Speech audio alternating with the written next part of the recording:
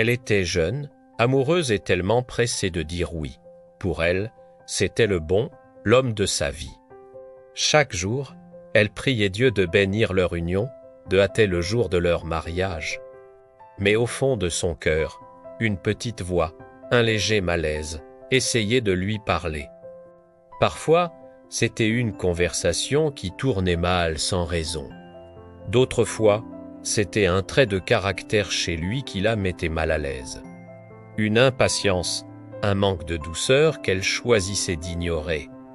Ses amis proches, ceux qui marchaient avec Dieu, lui posaient des questions délicates, essayaient de la faire réfléchir, mais l'amour, ou ce qu'elle croyait être l'amour, la rendait sourde.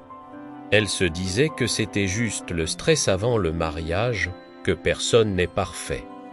Elle a balayé tous ces signaux sous le tapis de son impatience. Dieu lui parlait, mais elle ne voulait pas écouter.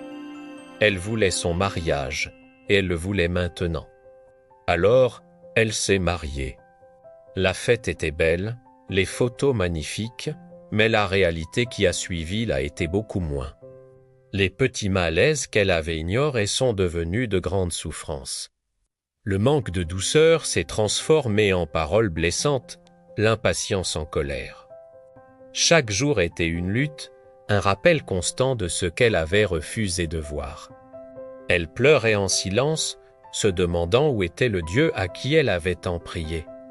Il était là, au même endroit, le cœur brisé pour elle, lui rappelant doucement qu'il avait essayé de la prévenir.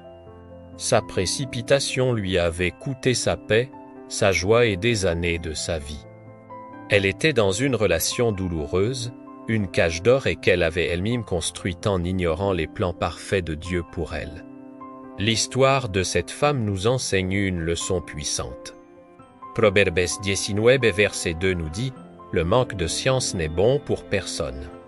Et celui qui précipite ses pas tombe dans le péché ou s'égare. » Combien de fois nous précipitons-nous dans des décisions, que ce soit une relation, un travail ou un déménagement, parce que nous pensons savoir mieux que Dieu.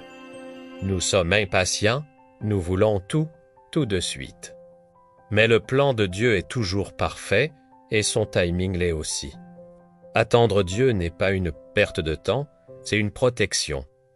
C'est éviter des blessures inutiles, des larmes que nous n'aurions jamais dû verser. Si vous sentez ce petit malaise, cette petite voix qui vous dit de ralentir, écoutez-la. C'est peut-être Dieu qui vous protège d'une douleur future.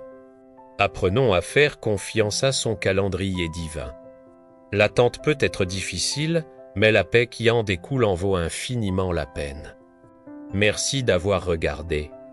Si ce message vous a parlé, n'hésitez pas à liker et à vous abonner pour plus de contenu. Que Dieu vous bénisse.